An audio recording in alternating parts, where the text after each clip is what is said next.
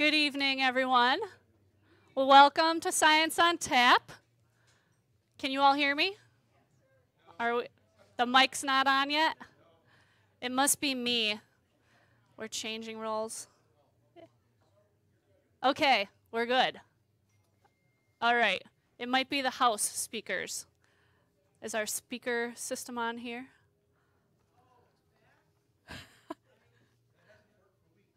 Oh. Okay. Here comes Paul. He'll save the day. Yes. All right. Well, welcome to Science on Tap. I'm Susan Knight. Just kidding. Carol Warden. I also work at UW Trout Lake Station with Susan Knight, and we're live. All right. Science on Tap is an example of the Wisconsin idea, an idea conceived in 1905 that the boundaries of the university are the boundaries of the state. At Science on Tap, you won't get a lecture, but rather have an opportunity to learn and ask questions about different topics. And I'd like to remind you of our partners. We have the Monaco Public Library, Lakeland Badger Chapter of the Wisconsin Alumni Association, UW Trout Lake, UW Kemp Natural Resources Station, and of course, Monaco Brewing Company. Science on Tap is supported through the grant of Brittingham Fund from the University of Wisconsin-Madison. And we have 4 ways to watch. You can watch right here, of course, at the brewery. You can live stream at the Monaco Library, or go to the Monaco Library where they are live streaming. Or you can live video stream from anywhere you have an internet connection. You just go to the Science on Tap website and click on Watch Science on Tap Live. Or you can wait till later and watch the whole thing in movie form afterwards. And we also make an 8 to 10 minute short of every Science on Tap that we do that you can watch later as well. And our next Science on Tap is May 1st, and our speaker is John Lucy, and they'll be talking about how Wisconsin became the dairy state. So tonight we have Patrick Goggin. Patrick is a lake specialist and outreach extraordinaire with UW Extension Lakes, and his focus is on shoreline restoration projects, or, as he likes to call them, native plant gardens. Yes. We'll talk about that. Yes. Patrick grew up in Neenah, Wisconsin, in the country amongst old farm fields full of ring-necked pheasants, clover and alfalfa field remnants about a quarter of a mile from Lake Winnebago. He became fascinated with lakes when he had a paper route that went along a typical Lake Winnebago shoreline road with a mix of 3-season cabins and newer homes. He marveled at the mountains of ice that pushed ashore in the winds if the winds blew just right. Patrick came to his current position after a time working at the county level in lake-rich areas on conservation of land and water. He is proud to help serve the Wisconsin Lakes Partnership network of lake communities, elected officials, tribal partners, businesses, camps, and resorts, and all other lake lovers who come back to give back to the lakes and rivers.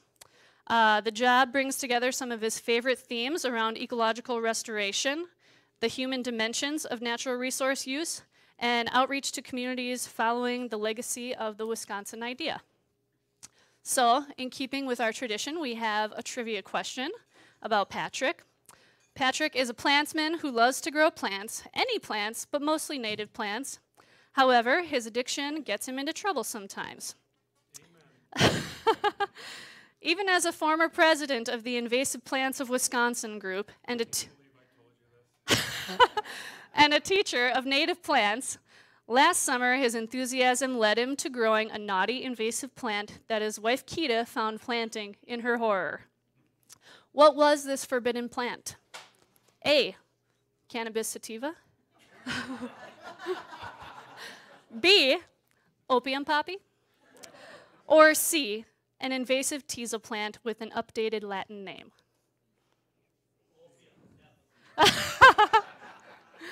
The answer is C, the teasel plant with an updated Latin name. Patrick Goggin. I did dig it up, by the way, and discard it. Thank you very much, Carol. And thank you, folks. What a good-looking group you are. And thanks for this opportunity. I applaud the work of what Science on Tap has been up to. This programming is the Wisconsin idea in action. And, you know, a lot of what I do for the last 11 years working for the Wisconsin Lakes Partnership and UW Extension Lakes, I've literally taught one 50-minute course on campus. What I do is outreach to communities across the state who love lakes and want to do good things for lakes. And so for me, the Wisconsin idea is lived every day, and it is bringing the university system not only to the borders of the state, but now we like to say to the far reaches of the country, and we've even gone international. I've been able to do work in Nicaragua, and our partnership's been in Russia and Canada as well. So it truly has become a world pursuit.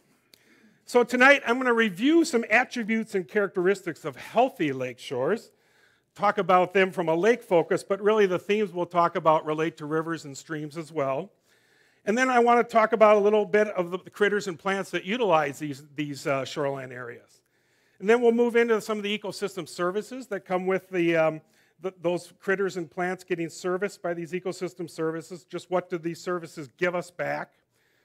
And then we're going to get into some changes that have happened on our lake shores and what those changes have meant for bringing some challenges to lake country, and how we're dealing with those challenges is how we'll end our little 15-minute primer here, and then we'll open it up for questions and answers.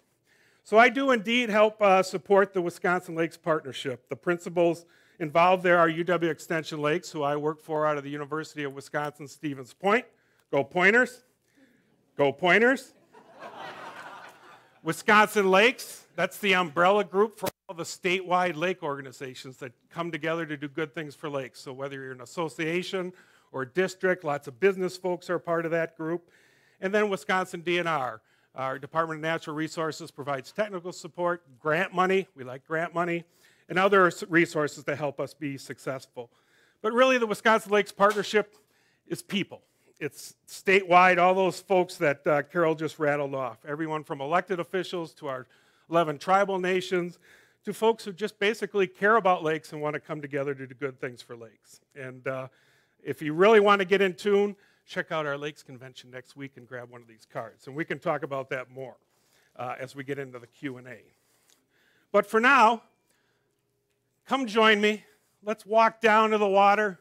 And I thought we'd start with looking at an intact lakeshore shoreland system. What do we see there? What kind of attributes and characteristics will we see in a healthy, robust, intact lakeshore? So I want you to close your eyes. We've walked out onto the dock, and over to the left here, we started looking out in the water, and what do we see? First thing I see out in that water is a tree stump, a little cluster of root wads that's been broken down over time. And the ecosystem services that come with that root wad, we get food and cover for critters, right?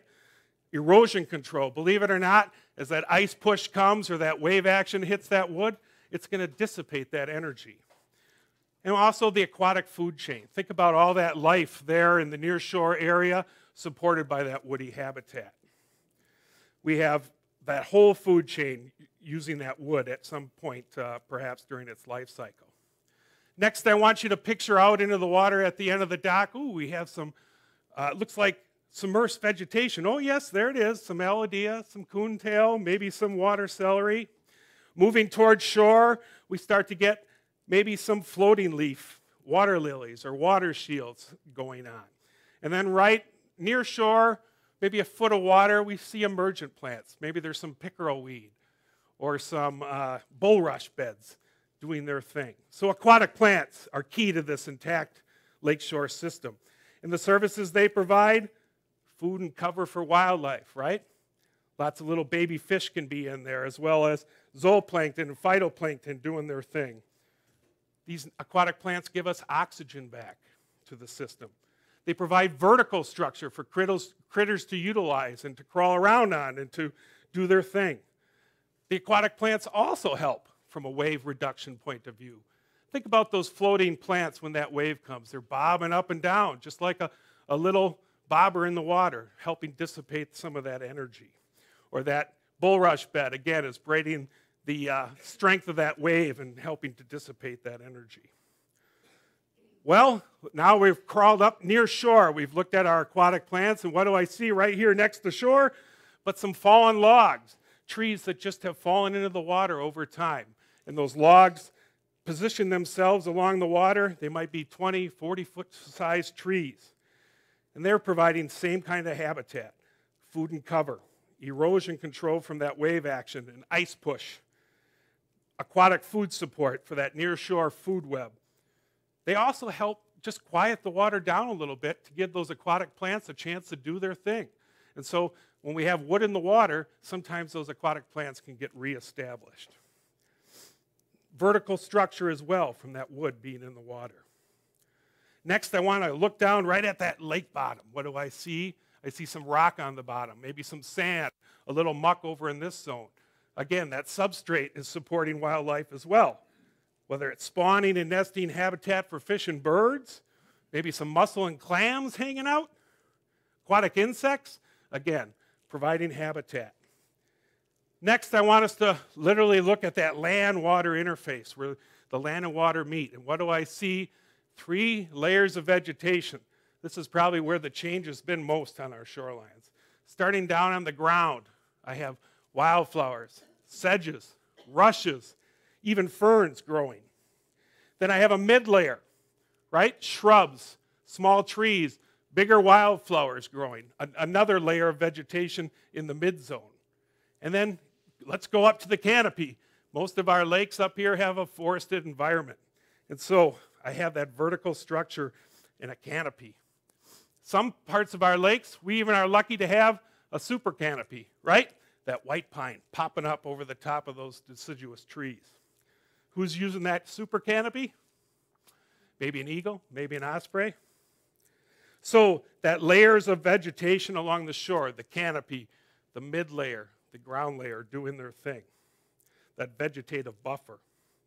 Food and cover, but probably most importantly, slowing water down from a rainfall or water coming over the land, spreading that flow out, allowing it to infiltrate back into the ground. Maybe we're even lucky at that land-water interface and we have a wetland there, a bog edge or an alder thicket or perhaps a sedge meadow that's so rare now in the Northwoods. And again, the benefits of this land-water interface also provides all that structure and niches for wildlife. And then looking up to the upland area, hopefully we see intact woods and places for water to gently infiltrate back into the ground. So that's what an intact, pretty healthy lakeshore edge or shoreline edge would be looking like. We have a diversity of life that's utilizing that shoreline area, right? Everything from the zooplankton and phytoplankton to bacteria and fungi to aquatic insects, snails, worms, frogs, toads, maybe some snakes. I'm a little creeped out by snakes, but they can be there. Turtles, all sorts of stuff. The good stuff, those fish we're hunting for, any fisher people out there? Yeah, you're out there. I just say the word muskie and some of you get the fever, right? How many of us have come to the lake for water birds, that eagle, that osprey, or perhaps the loon, called us and told us to come check us out? In fact, 80 to 90% of all life is born, raised, or fed in the area around land and water, this near-shore shoreland zone. But there's one other critter we got to talk about here, folks. That critter is us. And so one of the things that's happened on our shorelines is a change. How many of you, when you first came to the Northwoods or to Lake Country, you remember those things called three-season cabins? Anybody? Yeah. And the kids slept outside. Mom and Dad and Grandpa and Grandma got the beds in the house. And that's just the way it was. You made life work, right?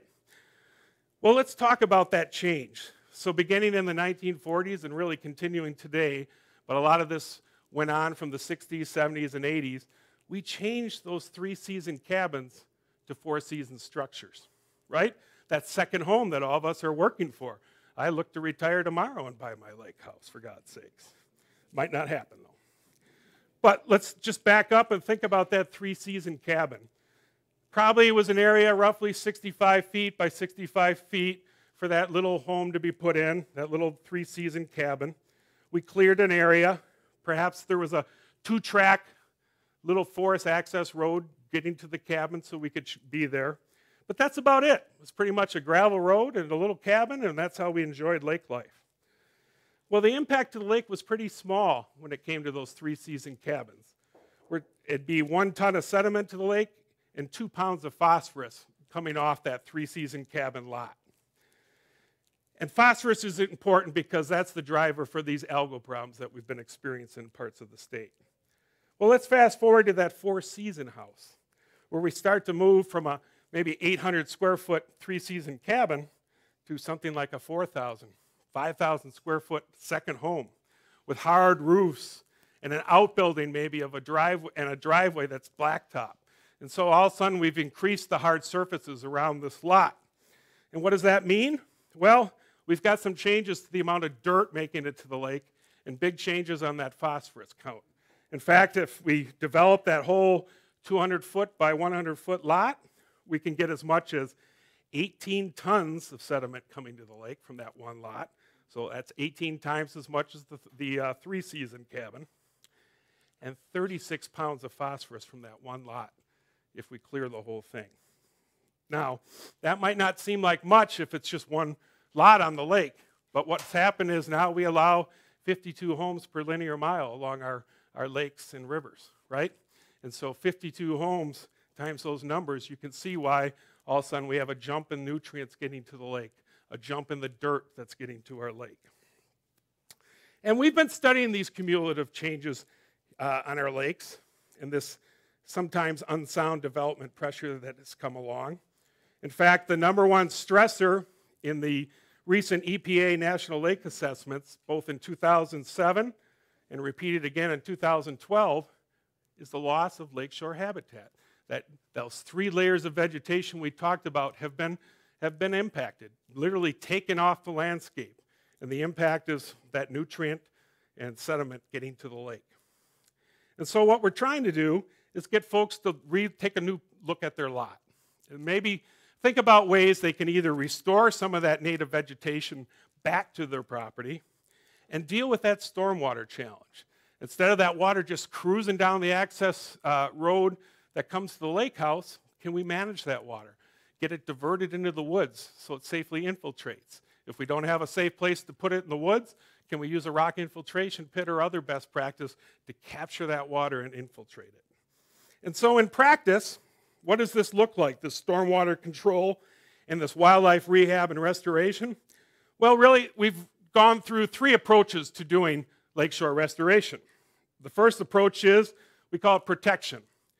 You have an intact lakeshore system, and basically your job is maintain it.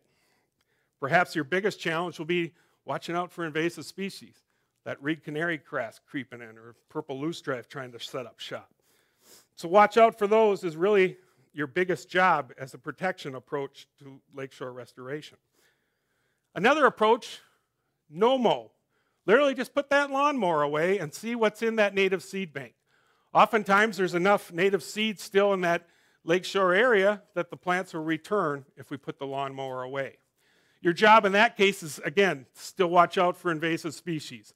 Your no-mow could become reed canary grass or a bad invasive if we're not careful and watching. But the no-mow approach, if the seed bank is there, can be a good first step in starting to restore some of that natural habitat.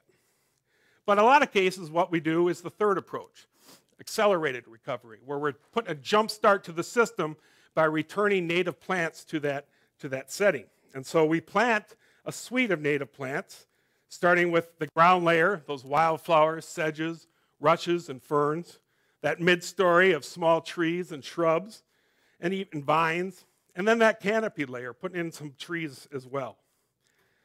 And so we can define shoreline restoration in this accelerated recovery approach as the practice that uses native trees, shrubs, and ground cover, along with natural and biodegradable materials, things like you might have heard of biologs, or delta lock bags, or sediment logs, or soil lifts, and other tools called bioengineering tools that utilize natural materials that biodegrade but help give short-term erosion control support to your project and let those native plants get established. Those root structures get built into the ground and help protect the site. However, doing this for 20 years, calling it shoreline restoration hasn't always been working. In fact, how many, when I said shoreline restoration, maybe I lost it right off the bat.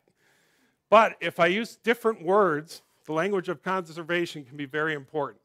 If I call it instead a native planting or a native plant garden, all of a sudden I've opened a door to perhaps people who can get their head around the topic.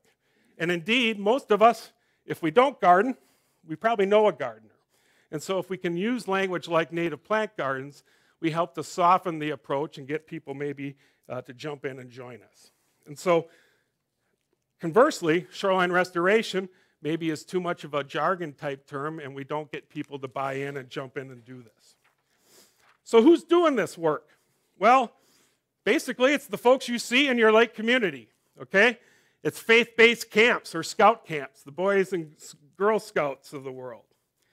It's waterfront property owners like some of the folks here in the room. We have a Healthy Lakes grant program. It's been around for 4 years now, where we do 5 best practices. From 2015 to 18, we had 24 counties, 66 lakes, 353 properties, and 559 best practices being put in the ground through the Healthy Lakes grant program. The 5 best practices are fish sticks in the water, getting some of that woody habitat back, a native planting on shore, a rain garden upland somewhere to capture and create habitat, and then either a water bar to divert water or the rock infiltration best practice, where we send the water to this infiltration pit and it allows that water to infiltrate.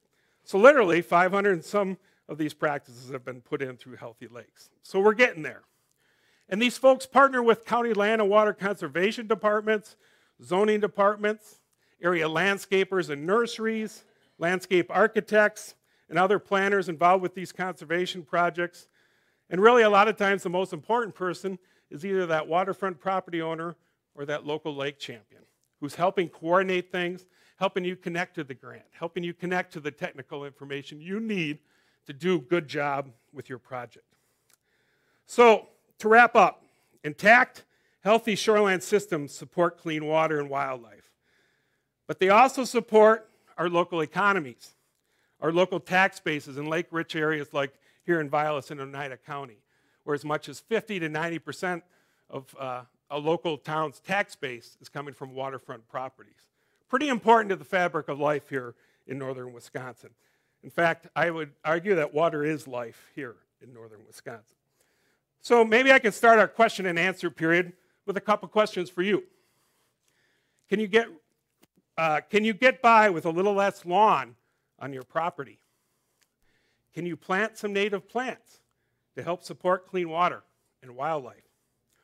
Or if a tree falls along your shore, maybe you can just let it be.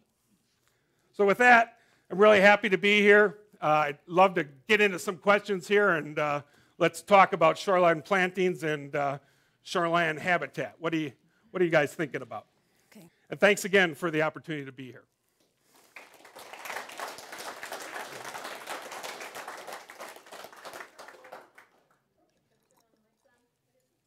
And I'm going to blow my nose because it's been running the last 15 minutes. Okay. First question. Who's got a question? All right. What about all the irresponsible boating that goes on in this area, including cigarette boats on the Minocqua chain and PWCs? There's a lot of people that don't read the boating regulations. I'm not sure how many DNR wardens there are. And then we have also wake boats now. Yes. And all of the work that you're doing on your little shoreline right down at the water's edge is totally destroyed by wave action. Yes. Yeah, it's a real challenge. Both people not respecting the 200-foot slow no wake zone, as well as the challenge that's come with wake boats popularity. Both of those topics will be talked a little bit about at our convention coming up next week, especially wake boats. There's probably no topic that Mike Ingleson at Wisconsin Lakes has gotten more calls from than wake boats in the last year. And so really it's about communities coming together and sharing with folks to slow down in those areas. And I know those are hard conversations, to try and flag someone down who's there to enjoy the lake and say, hey man, slow down. We got rules on this lake.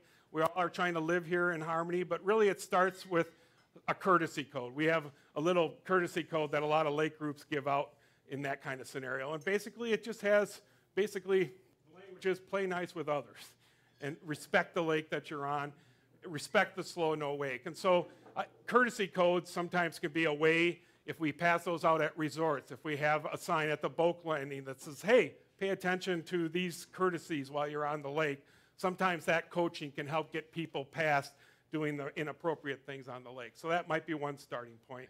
We also sell a book in our bookstore on recreational use, and it has some tips in that book talking through how do we have that conversation with neighbors. That can be a very hard conversation to have about what the rhythm of life is on the lake and why what they're up to can be detrimental to the health of the lake. And so I check out our bookstore, and that book, I don't know the full title, I think it's How's the Water? Recreational Use on Wisconsin Lakes. What do you think the chances are of the counties regaining control of their shoreline management? Yeah, so the gentleman's referring to a little change in our shoreline rules here in the last 5 years. I'm being a little facetious with the word little there. You know, in some ways, I feel like I've been a failure as an educator for 20 years doing this stuff when those rules got rolled back. Clearly, what's going on is the legislators are saying to us, we want people to make those choices without regulation telling us what to do.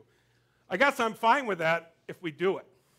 It's all about that behavior change and getting people to understand that they are impacting the health of this water and making it unclean if we're not paying attention to that stormwater and to that wildlife habitat. And so I don't know what the chances are of that policy being changed back and counties getting back to where they have local control of those rules. I know that there's been work through some folks here in Vilas County to bring those rules back for consideration. I don't know where that currently stands. Wisconsin Lakes on their website might be able to share with you an update of where that stands, that shoreline. Yeah. I wish I had better news for you. It really comes down to having those conversations with our elected officials in real ways. One thing that a lot of lake groups do to try to create a mechanism where they can even have that conversation is to invite those folks to come be on your water.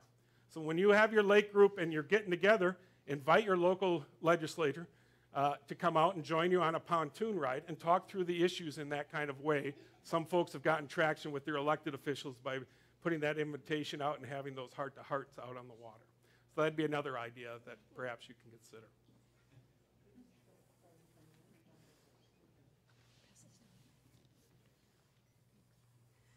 I'm just going to ask for a little shameless promotion, but could you talk about the Healthy Lakes program, how much money people can get, how do they get the money? Yeah, and there's a standalone website. I forgot my handouts, but I'll get them when we break later. But there's a standalone website called healthylakeswi.com with all the Healthy Lakes information.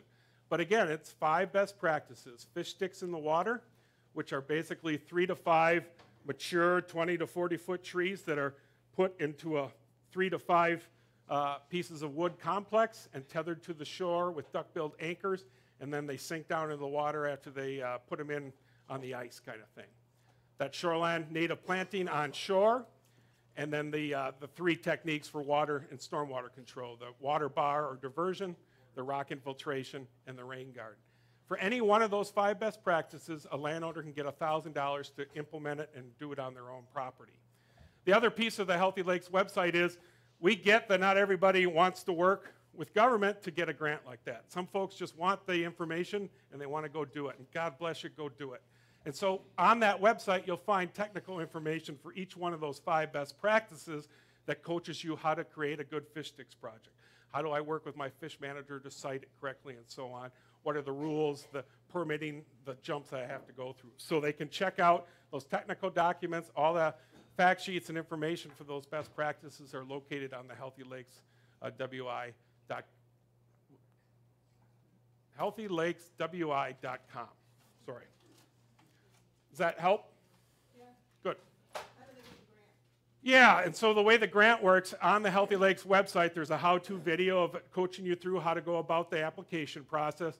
But basically, there's a couple simple steps. 1, identify your landowners who wants to participate in the program. The way you can do that is just share the Healthy Lakes best practices in your newsletter or on your website and get it out there in front of your people. Sometimes it can help to walk their shoreline properties and just talk about the 5 best practices and which ones might work for their properties. But basically what happens is the landowner chooses which best practice they want to do, and they sign up right there on the application. John and Jill Smith want to do a native planting on Lake ABC, and basically that's the information we need. They sign a 1-page pledge that says they'll do that best practice. That's about as much, and a before picture is about all we need to get that grant through. So one of the things Healthy Lakes is trying to do is use a community-based marketing approach to incentivizing and basically creating an initiative for behavior change on lakes. And when we're doing community-based social marketing approaches, we're trying to reduce barriers. So in the case of this grant, there used to be 19 steps to getting a grant to do this kind of work. Healthy Lakes, working with the lean government process and our team, brought it down to 7 steps. So we didn't get rid of the whole thing, but we did reduce the amount of effort that needs to go into it, for example. The other thing we pay attention to is what are those other barriers. So barriers like, I want to be able to see the kids swimming. I don't want to do a native planting if I can't see my kids swimming. Or some grant money that's out there asks you to put a deed restriction on your property if you're doing a shoreline project. That's too much for some people. So the Healthy Lakes doesn't have a deed restriction, for example. And so we can start to chip away at what are some of the barriers keeping people from doing these practices and creating an initiative that reflects that and pays attention to that. Okay, a couple questions came in online from YouTube. What is the source of phosphorus in developed lots if you don't have a lawn? Yeah, so it's being picked up, it's that dirt being picked up and rolling downhill with that water during storm events, whether it's rain or right now we're getting our runoff of our snow. And so you heard the numbers. In the case of that 3-season cabin, we only had, what was it, 1 pound of sediment making it, or excuse me, 1 ton, sorry. And it was 18 times as much on the 4-season structure lot. So we really have a lot more dirt trying to make its way to the lake. So one driver of nutrients getting to the lake is the way we're caretaking our shoreline properties. Now there's other drivers to that too. It could be what's going up in the watershed, whether it's the farming community or development in urban areas and construction runoff from that. So there's other drivers that can come into play with nutrients, but from a shoreline perspective, this is the one we can affect. And another, oh, I got a question here. Thank you.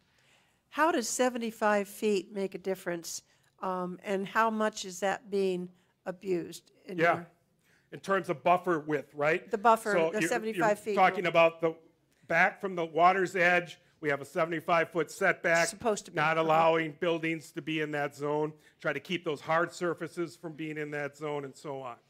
And so the spirit of that is to try and maintain that vegetation I talked about. Those 3 tiers of vegetation are in that 75-foot setback and other vegetation. The other piece is just not letting those hard surfaces be there is we're not delivering that sediment. We're not delivering that nutrient to the water. So that's the goal of the setback, is to set the development away from the water such that we have a buffering capacity.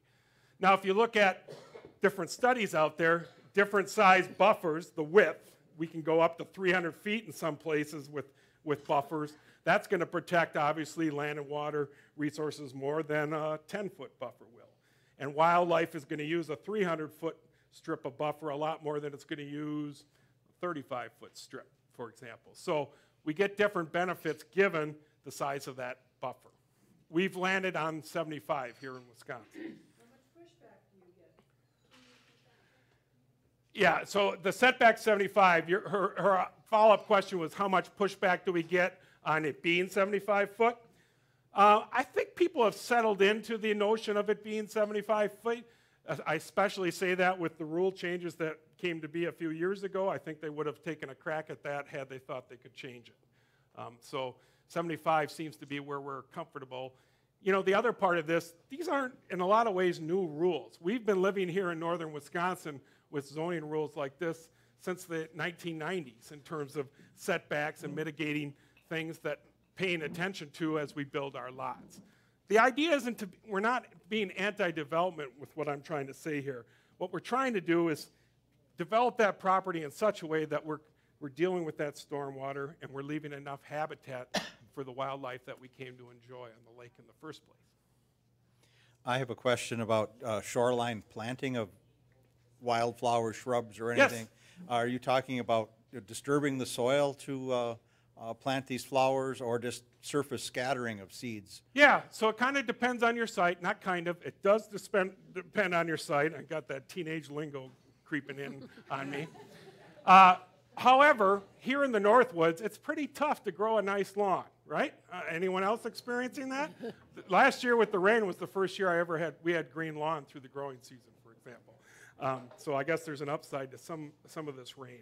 But the idea is it's such a scraggly lawn often in the first place that a lot of times you can just begin to plant right into that and have success. And maybe you spot treat or just put newspaper down, 7 layers of newspaper or cardboard down on the areas where you have a good piece of lawn, let it sit there for 6 weeks or so, and then plant right into that cardboard or newspaper. You could also use a product like Roundup. The challenge with Roundup is folks like me who are, easy. Wow. Yes, we did. I love this kind of stuff because this is where learning happens and this is where the rubber hits the road. But 20 years ago, anyone who was doing this, what did they tell us about Roundup? Oh, it's safe. It breaks down in the soil. I remember looking at, not to beat up on Penn State, but I believe it was some Penn State studies that had that echo to them. Well, it turns out this stuff is not as benign as we thought. It's building up in our water, and it has carcinogenic and other negativity associated with it. And so I try to stay away from Roundup now and to use things like cardboard and newspaper can be the way to go, or to be more selective when we try to use a herbicide like that. So using things like black plastic or an old carpet might be a strategy on your shoreline. So if I just have an area the size of this stage, maybe I see a piece of carpet at the dump, right, honey? And I grab it and I bring it home and I use that to kill off my grass. And then I just move that carpet around on my property and create new beds that way, killing the soil. Just know that you might have to spot treatment.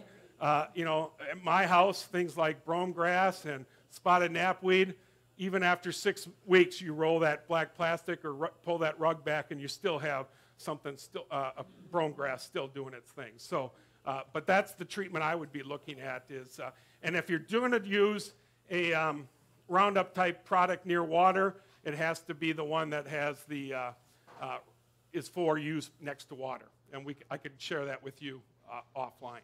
Other questions? Okay, we had another question online. What's the impact of changing lake levels on shoreline plant survival? Yeah, that's probably one of the biggest challenges with doing these shoreline plantings is if we live on a flowage, or just in here in northern Wisconsin. In the early 2000s, in that part of the decade, we had low water levels, and now we're back up to either regular or maybe getting on the high side.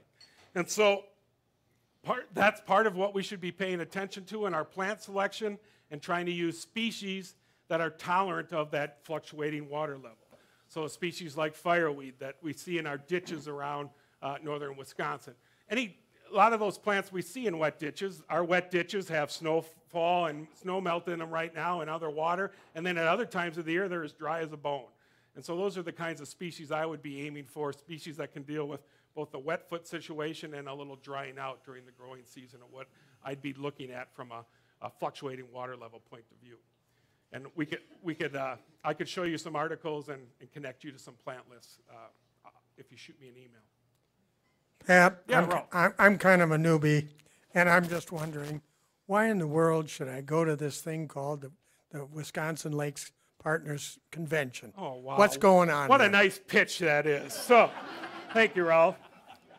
Yeah, every year the Wisconsin Lakes Partnership, and of late, the last 4 or 5 years, we've teamed up with the Water Action Volunteers, the stream side of the street, our stream monitors across the state. And we come together for 3 days. This year it's April 10th through 12th in Stevens Point, Wisconsin.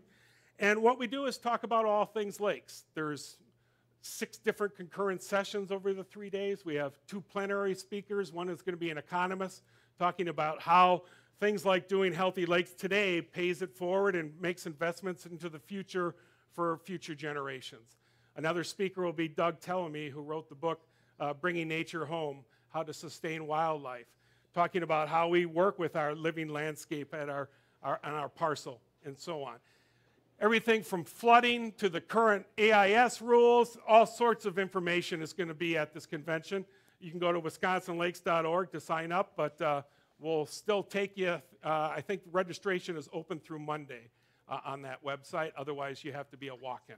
But please join us. Lots going on at that convention. Basically, it's that Wisconsin idea in action. It's research, it's best practices, it's how do you do this in your lake community and comparing notes between communities and trying to get after doing good things for lakes. So yeah, please join us. Thanks for the question. Question back here? Yes. Hi. Hello. Peter Blaskowski. I want to thank you very much for coming here. Thanks for having me. All these people to make some tough decisions. I was born here. My wife was born basically in Boulder Junction. My mother was born here. My grandmother was born here. I've seen some changes that were just frightening to me over the years. One of the worst things I saw was the proliferation of unwanted plants in our lakes.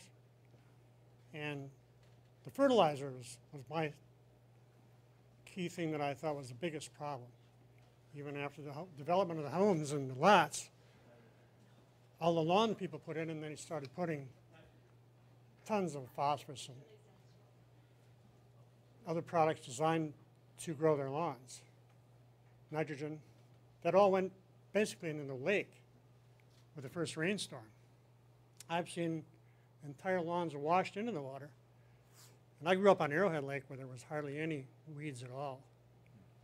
And now it's so choked with weeds, it's really a disaster, to say the least. You being here is hopefully going to start turning those things around for people to understand the problems are caused by all the fertilizers on their lawns. So, thank you very much.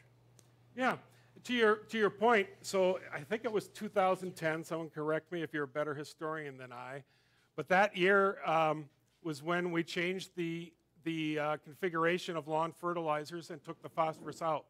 And so now it's literally illegal for you to put that fertilizer on your lawn unless you can show that you are phosphorus deficient. So that rule change happened in 2010, and basically lawns next to lakes should not be applying fertilizer with that high P in them, unless it's a brand new lawn. That's an exception. So that was a good thing. That really changed the driver that you're talking about there. The challenge, though, is I mentioned that sediment that comes with these four-season structures, and that sediment is that dirt that gets picked up in the water as it rolls over the land is what's bringing a lot of other nutrients to the lake as well. And so getting after that through these best practices like we talked about is another approach to trying to lessen this problem with nutrients. One of the things we did about 40 years ago was stop growing our lawn at all. Say it again, please. We actually stopped growing the lawn. So you took the no-mow approach, it sounds like. Not because we wanted to, because I was too lazy to. Actually, that's true. And our lawn, I think, we cleared about 75 feet of frontage on a 200-foot lot. And I would say after about 7 years, all the natural plants started to come back. And now it looks just like it did back in the 50s. Beautiful. I'd like to get a picture of that because I explain the no-mow sometimes, and it would be great to see a long-term site like yours. But really, the seed bank is often still in the ground. Those native plants can hold up seed-wise for decades. And so part of it is just putting that lawnmower away. And isn't that why we kind of came to the lake in the first place, is just to chill and hang out? You know, and I get it. I had a scary moment a few summers ago. I do have a Ronnie lawnmower, and I do cut grass. And I was actually getting into it for like 30 seconds. Yeah, I know. And so I freaked out a little on that. But I get why some folks, that's their happy place, mowing lawn all day. But lawns and lakes and water quality and clean water, they just don't go together. That's what we've learned. And so let's just think about this a little more deeply if we could. I think about my dad's generations when it comes to lawns. How did you show, if you were a post-World War II young person or your family's growing or you're leading a family, how did you show that you made it in the world? You had a piece of green lawn, and you fertilized the heck out of that lawn, and you showed everyone in the neighborhood, hey, man, I made it. I got green lawn on my, and I can throw water on there and throw money at it, and I'm just rich as all can be. That's part of the culture that we're working against here. And that can work, you know, in upland areas where we're not touching water. But even in those scenarios, we're denuding of that native plants that are supporting beneficial insects and supporting clean water and wildlife. And so, you know, lawn's the 5th largest crop here in the United States. That's what we're up against. And so there's a lot of cultural baggage that comes with that green piece of green lawn being a goal. And I guess I see that's part of the education that we have to do is we can't bring that suburban ethic and that lawn mentality to the lake edge because it means dirty water. It means algal blooms. It means my kid can't swim in the lake. I can't boat in the lake. I can't enjoy the lake. And so it's a tough nut to crack, but that's what we're up against. I think she's going to go here, and then we'll come to you, sir. What's the recourse once the lake is getting weed choked? I mean, is it going to be like that forever?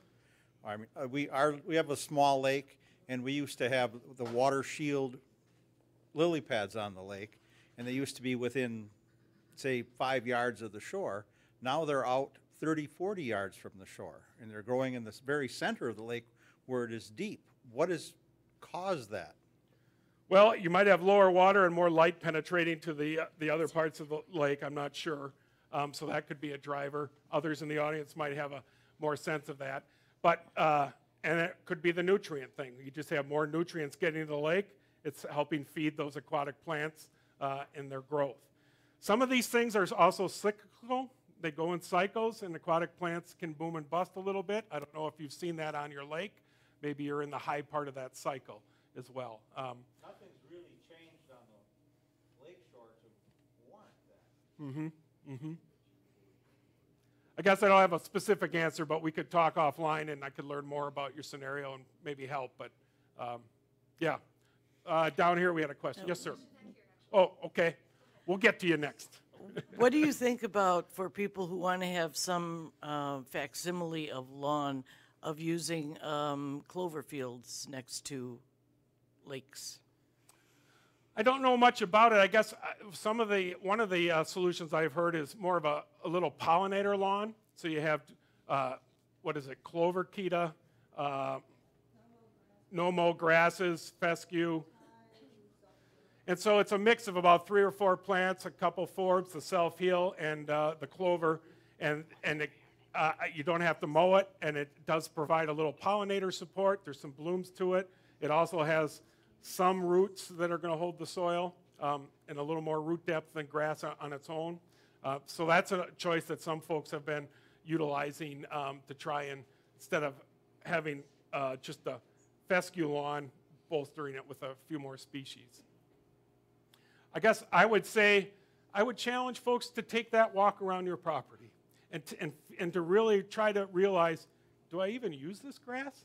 Is this a part of my, you know, the edge over here on the lakeshore edge, sorry, camera guy, the edge over here on the lakeshore, maybe you don't use that piece of lawn, maybe that's where the native plants can go. In the center of the property and that access area and the stairwell, that's where we're going to have the human interaction. You know, we're going to keep plants or go with low-growing stuff, but we're going to, but pay attention. I'm telling you, if we walk our properties, I think we can find where we don't need as much grass as we have on our landscape.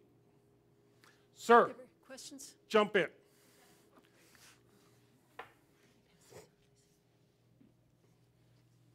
One quick comment. I got rid of about 90% of my grass, but part of it became blacktop.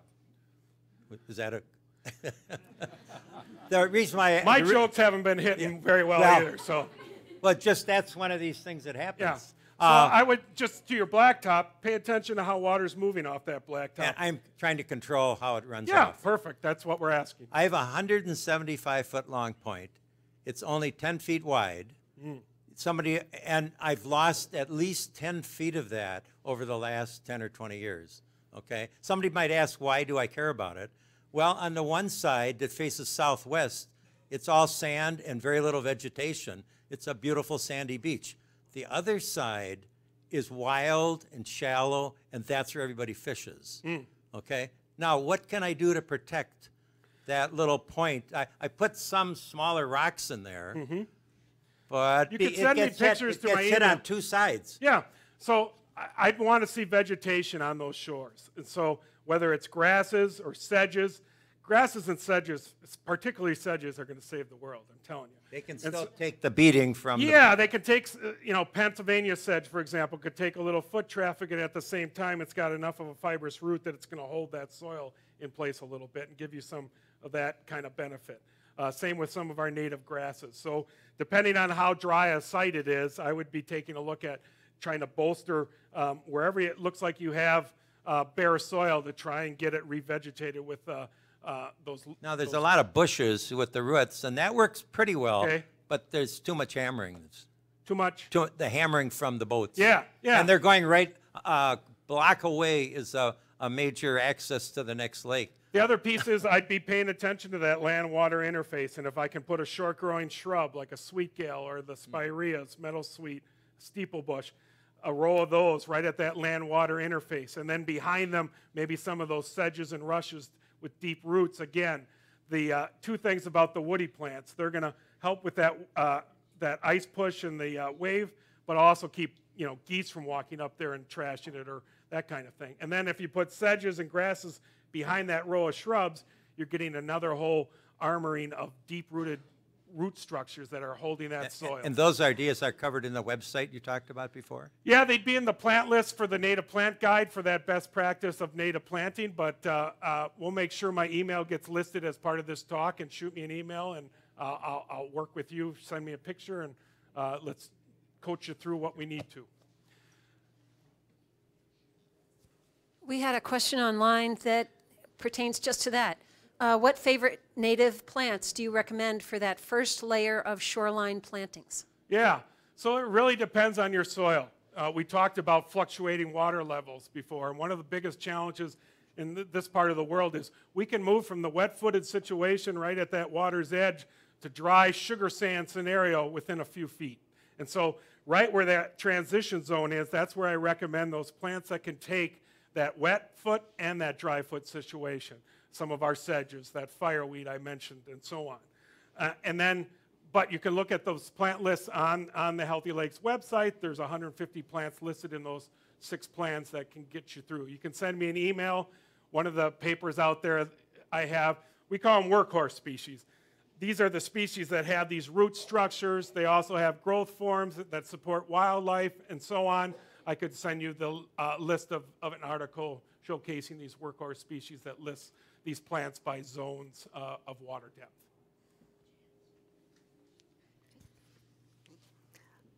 I was always under the assumption that if you had grass, that it would hold the water, from going, all the stuff from going down into the lake. Is it the grass, or is it the stuff that people put on the grass? So if they're putting nutrients on the grass, like the gentleman's previous comment, that could be an issue. It could just be washing off to the lake. We don't see as much of that anymore. The problem with grass is that root structure. If it gets 4 or 6 inches down into the soil, that's a healthy turf grass. And so you don't have those deep penetrating plants. These native plants can get 2, 3, sometimes 10 feet into the ground with these root structures. And about, a third of those root structures are going to die back every year, creating these little channels for that water to infiltrate back into the ground. Whereas sod sometimes can become so hard and compacted from foot traffic, it actually acts like concrete. There's not much absorption quality to that grass. And so if we walk on it a lot, like we do with our shoreline areas, it can become so like concrete, such that it can't absorb water in an effective kind of way.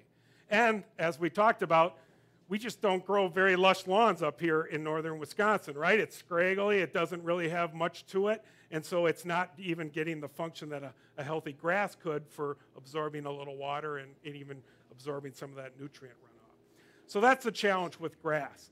Whereas these native plants, they have deep root structures and other benefits to wildlife. Yes? I was just wondering about, my lake doesn't have a whole lot of grass anywhere, but some of the neighbors hire people to rake their entire yard, even though it's a woods. Yeah. Does that just create more runoff? Yeah, great point. And we did it with the wood. That's why there isn't the wood in the water that used to be.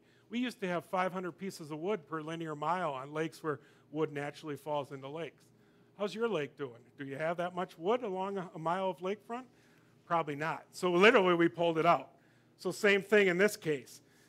that sponge layer, the duff, us ecologists call it, it can be this deep. There's a whole suite of plants that just grow in that duff layer. And that duff layer is like a sponge. It literally is like if you pour a jug of water into that, a leaf layer of a healthy forest, it's just going to go away like that.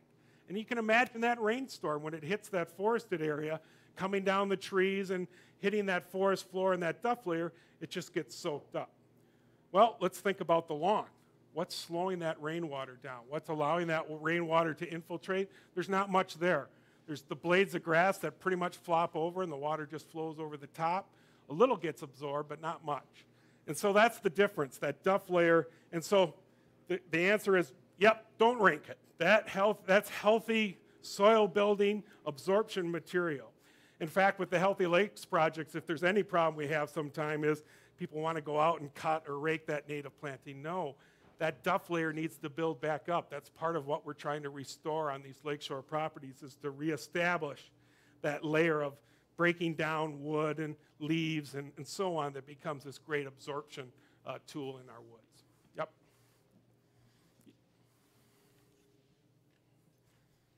Okay, Pat, I got a lakeshore lot. I want to restore some stuff there. It's heavier soil. I want to plant some cedar, some hemlock, some yellow birch in this canopy, shrub layer of Canada yew, get some native lily species in there, all stuff the deer just love. Yeah, I knew that's what was right, coming. right. Yeah. And half my neighbors on the lake feed deer. Yeah. Aggressively all year round. Okay, and plus or baiting too for hunting. My county deer advisory committee, which controls the deer herd, they want to increase the deer herd. They don't want to maintain or lower it. They want more deer, 20, 30 deer per square mile. All those species need more like 10 to 15 deer per square mile to survive. Right. Natural Resources Board, our DNR, they're not going to do anything to change anything. I mean, an uphill battle. It is. It's, talk about deer. So for me, and my wife will tell you this, she's in the audience, you can ask her, I put up fences. I really do. Every tree I put in the ground or shrub has a tomato cage with a little fencing around it. And I've learned to not use more wildlife-friendly fencing that snakes and things like that can't. Don't go with the webbing kind of stuff. Go with a stiff, rigid, small hold type netting around that cage. And then I graduate to galvanized 4-foot or 5-foot wired mesh around my mature trees to keep critters from hitting them. I came home on St. Patty's Day weekend. There were 21 deer in our driveway. Yeah, and I know there's folks that's that deer density that you're talking about. So for me, a couple things. I use fencing. If you can't use fencing, I would go with some of the tools that are out there from a smell point of view, and I would vary those. So for 3 weeks, I'd use liquid fence, and then I would use plant skid for 3 weeks, the 3 weeks, do a spraying of that. Maybe throw how do you say it? Milagronite? I can never say that. But I have really good luck with that around my 21 deer kind of situation. I spread that once a year around our meadow and our plantings, and that smell of that seems to keep the deer away too. And then the other thing is, when you do your plantings themselves, some of the meadow restorationists I've read up on, they talk about if say the size of this table, if I have at least one mint or one stinky kind of plant that deer don't like in this size of my planting, when that deer goes down to take a bite, it's smelling that mint or it's smelling that odoriferous plant, and it might be less likely to browse. And if we're scattering those stinky plants as part of our planting, it can help sometimes deter.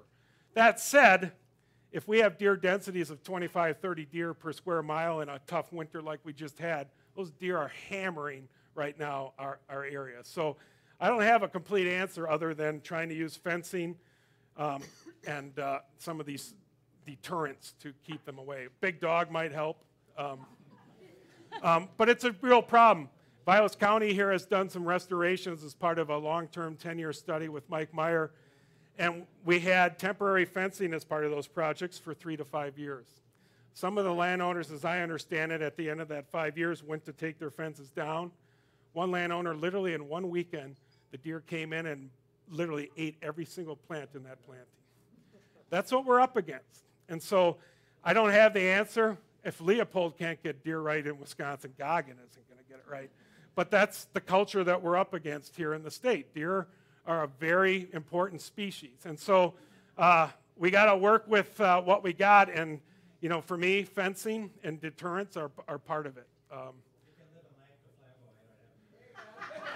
It's really true. If you go to, I visit our tribal partners quite a bit, and it's true. You can just drive the roads and you see less deer kills on the road, as well as you just know the deer densities are different. So, you know, it's a long history in Wisconsin, but it's a challenge to get some of the plants you talked about. You know, yew used to be in all the ravines and all over our lake shores. Good luck finding a yew in Vilas County. I was in Forest County on a lake, and there was yew all over. I just couldn't believe seeing yew like that. It was something to behold. And as I understand it, talking to folks who've been around, it used to be everywhere on our lake shores. Yes, sir. Sorry. Yep. Okay. We'll come back to you, sir. Thank you. I have a couple of comments and then a question. Sure. Oops. Can you hear me now? A couple of comments and then a question. People talk about weeds a lot with regard to the water, and I'm not sure I know what weeds are. What a lot of times people call weeds, I call macrophytes. And I think that I've always been under the assumption that macrophytes can be indicative of a healthy lake, and they're good to have.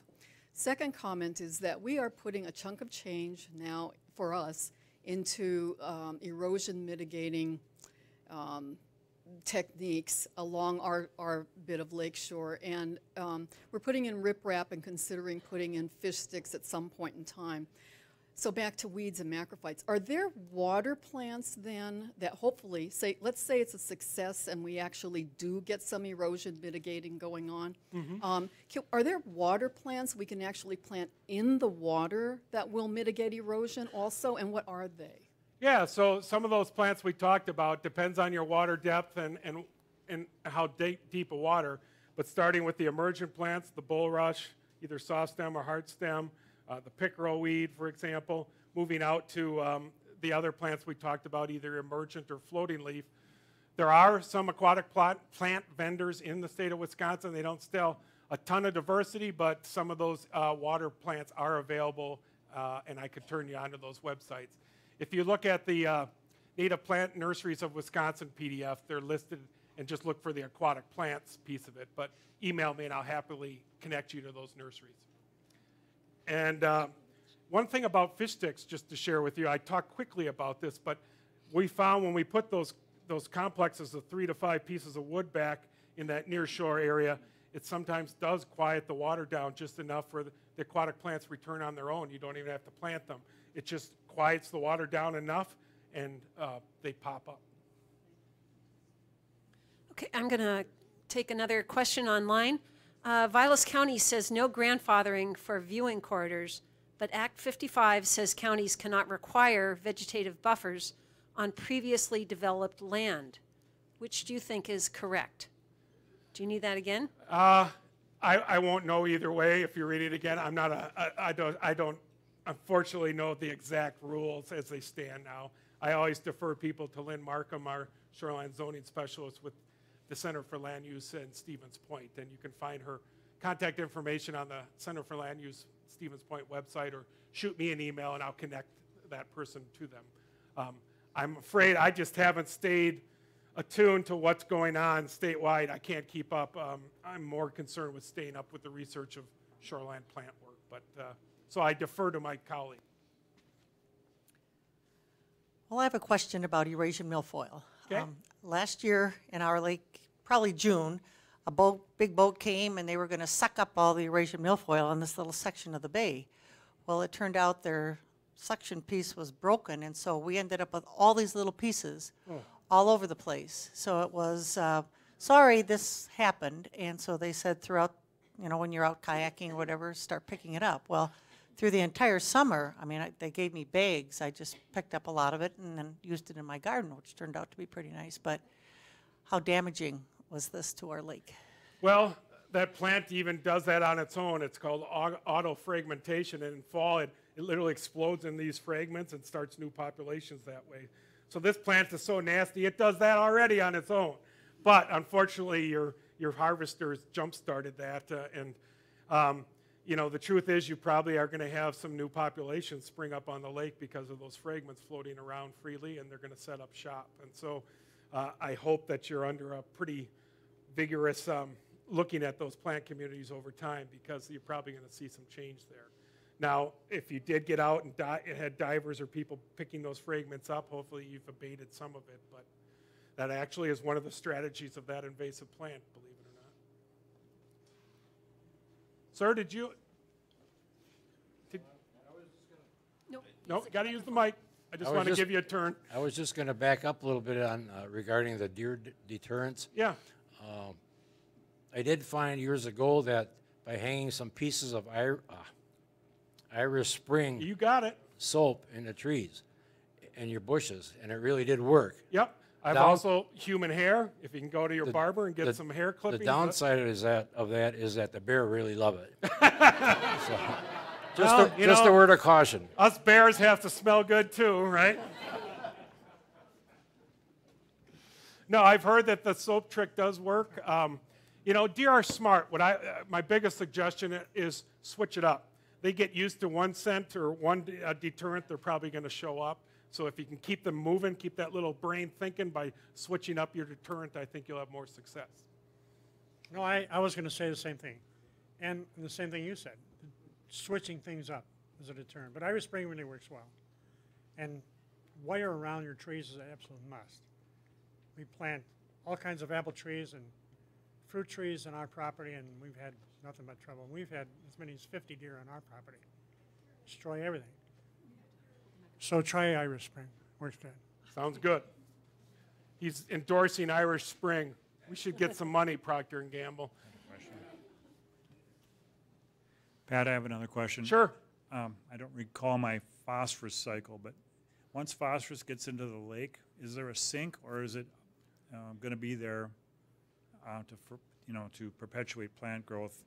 Yeah, it depends on the situation. Sometimes it can get locked up, and this is not my expertise, so there's others in the room who can correct me if I'm wrong. Some of it can get locked up in the sediments. Even the plant life can absorb some of it in some shape, way, or form. But really, that's part of what some lakes are having as a challenge is they've had a pulse of nutrients come in when that development might have happened in the 60s.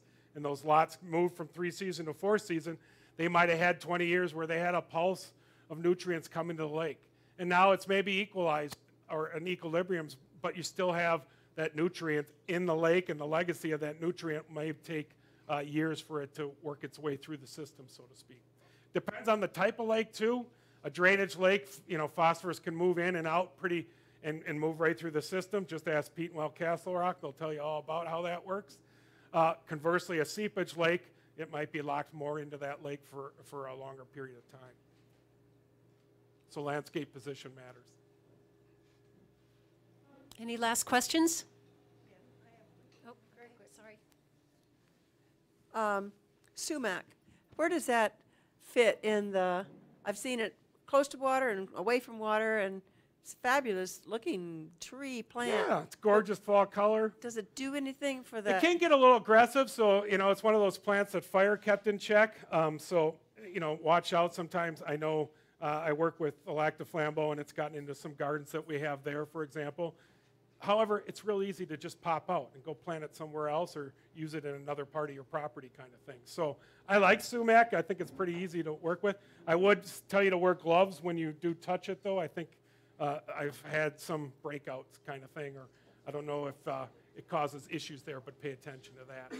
But I think it has wildlife benefits, makes a great tea, other edible dimensions to it, so it can be a great bird plant. It's also that mid-layer we talked about, so if it's growing on the edge of a woods or out in the meadow, it's providing some vertical structure as well for some of our birds. So I think it has its place in the landscape. Just watch out, it can be a little aggressive sometimes. Yeah, there's a poison sumac that's in wetlands. We'd want to probably stay away from that one, but more the prairie or the one you see as you drive up and down 51 is the one I would point you to. Yeah, staghorn. Yes, ma'am. I have a couple questions. One, if you could touch on the salination of the lakes, Yeah. Due to, I know our own lake where roads have been paved that weren't, and now they're plowed and salted and sanded. And then a personal question that I have on my own lake shore, which I've been watching for about, 65 years, and notice that it's a shallow shore that's sandy, and when I was small, there was no vegetation, and now with, I'm sure, the runoff and the sediment that's on this south shore, that there's a fine grass, and the grass holds the sediment, and it sort of compounds itself. The more sediment, the more vegetation, and what I was used to as a nice sandy bottom has become grass. Now, I'm raking up that grass. Am I doing more harm than good? So by law, you as a shoreline property owner can harvest a 30-foot swath in front of your property. That species, whatever it is, sounds like cattail. You know, there's some species out there that just love that sediment. When that sediment covers that rock cobble up or covers that sand up and creates that mucky condition, there's some plants like the hybrid cattail that just love it. Reed canary is another one if the water depth isn't too much, and they just go nuts for that kind of situation. I'm not sure what grass you have, if it's a reed canary in young form perhaps. I'd say the first step is to get that identified to see what we're working with, either a native or invasive plant. But the answer is there are some plants that's their sweet spot, man. They love that sediment. Yeah, and you want to deter it. And to your question about salinity, I don't quite know the answer, but I do know that we have a researcher coming to our Lakes Convention here next week. She's going to give the findings of her recent Wisconsin report. If you don't get to convention, know that all the talks at convention are archived, and we'll probably also have a Lake Tides article on her findings in the future. So stay tuned, or if you're not signed up for Lake Tides, please sign up on the Extension Lakes website. I'm sure we'll follow that research in Lake Tides down the road. But salinity, you know, the salt we've been pouring onto our landscapes to control slippery roads is starting to build up on our roadside ditches and in our ecosystems, and these folks have been studying that and are going to report out what they're finding. So, yeah, I'm looking forward to hearing what they have to say as well. Thank you. That researcher, by the way, is Hillary Dugan from Center for Limnology. Thank you. And you can go to the Center for Limnology. She did a Science on Tap here about a year and a little bit ago. On that topic? On salt on our roads. So you can have go back another and archive to check out. look at our archived Science on Tap. Yeah, it was great. Do we have, we got a couple of questions.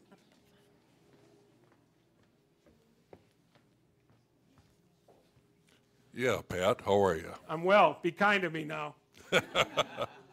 The salinity study that was done, I think it was done on Sparkling Lake on Highway 51, and it was done on Trout Lake on County Trunk M.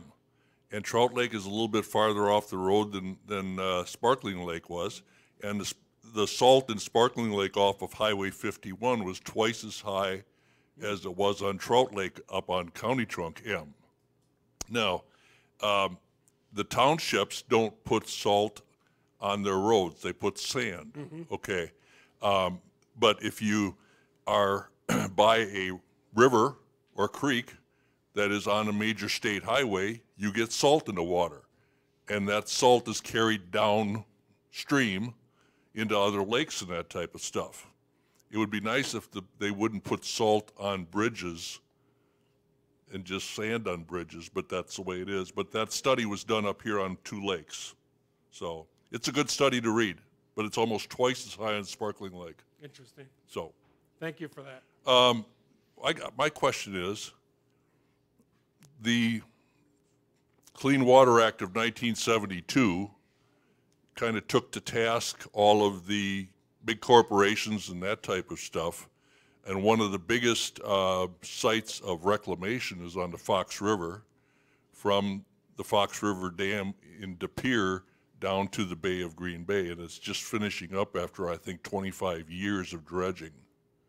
Now, in that same Clean Water Act, they exempted all farming and ranching nationwide.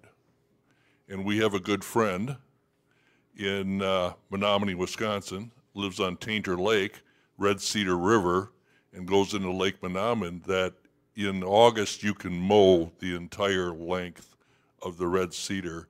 His pledge is that his grandkids cannot swim in Tainter Lake on any day when the ice melts till the ice forms again. His pledge to everybody around him is that he's going to fix that before he dies. Now, given that situation, almost all of that pollution and that everything coming off farmers' fields all the way to Rice Lake into Tainter Lake is the red cedar flowage, and it's almost all farming. And you can't tell a farmer you can't do this anymore. You have to ask them, would you mind changing your farming practices so that you don't get run off into creeks and rivers? But now our biggest challenge is agriculture. Am I right? In some watersheds, that's certainly the case. And one of the tools that we've seen get traction to help bring farmers into the loop. And that's really important that not only farmers are brought in the loop, but if we're going to go and start pointing fingers around the watershed at different folks in terms of nutrients, we better make sure that our shoreline properties are in good shape first. That would be my first suggestion to anyone working with their farmers in their community.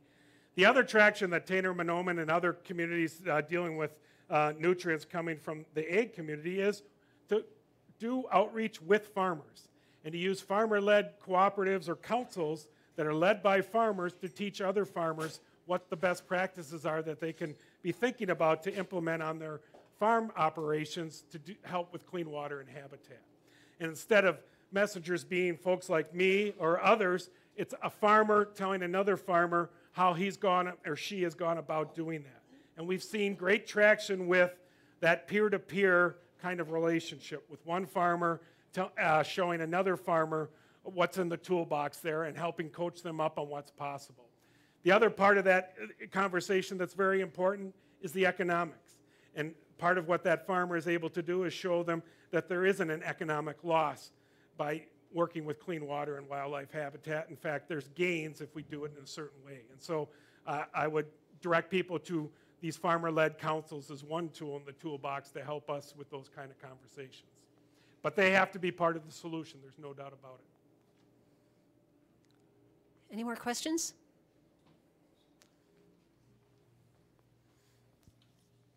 Pat, it's nice to see you again. We met you down in Madison at the North Cabin Expo. Yeah. Had a great conversation. And we kind of want to be leaders on our lake in working on this. We moved up here, been on the lake for 20 years, and moved up here recently. And you mentioned a couple things. So you mentioned that you'd be willing to come out and to lake association meetings and those kinds of things that we can help to start educating other people on our lake. So I just want to mention that as a great suggestion. We plan on taking advantage of that. If I could, before your next question too, one of the things we're working on with Healthy Lakes is creating, it's called an ambassador program, where we use local champions who are up to speed on the Healthy Lakes program to help us be that local conduit to help a group like yours get legs. So just know that that ambassador program is, we're doing a focus group at this year's convention and using that focus group to inform that ambassador program and get that rolling as part of Healthy Lakes. So just know that that's coming. I'm sorry to interrupt, but I thought it was germane. That's wonderful. And then is there, other than applying for grants to improve our own properties, is there a function, Karen and I, we have 275 feet of frontage. We have, 25 feet of usable space, and the rest we keep pretty natural. The problem we have sometimes is the fishermen anchor right in front of us all the time. We'd like to spread that out around the lake, but we also have quite a bit of state land on our lake. Is there programs to approach the state to do what you're talking about, the fish sticks and the dropping the deadheads and the things like that into the water? Often an island that the state owns or a boat landing that the state owns can be maybe the first place to look at for a fish sticks or one of these native plantings. The reason being is sometimes it takes a little while to get the landowners around your lake up to speed and feeling comfortable with the idea. Whereas if we can approach the land manager of that island or the boat landing, usually that can fall in line pretty quick, and if it makes sense for the property, we're often running with a demo project that can be used then as a springboard to educate the local lake group and help move folks down that Healthy Lakes roads. So often those lands can be the place to start, perhaps with the Healthy Lakes projects or other shoreland type work. And so food for thought, but I've certainly seen that in many communities. Those can sometimes be the first places that make sense to go after. Thank you.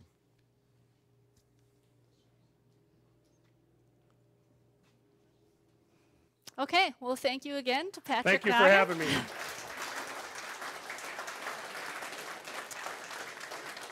And thanks again to our sponsors, the Monaco Public Library, the Lakeland Badger Chapter of the Wisconsin Alumni Association, Kemp Natural Resources Station, Trout Lake Station, and Monaco Brewing Company. And our funding again comes from a grant from the Brittingham Fund. And remember, our next Science on Tap is May 1st with John Lucy talking about how Wisconsin became the dairy state. And please sign up on the clipboard and back if you haven't already to receive our emails. Thanks.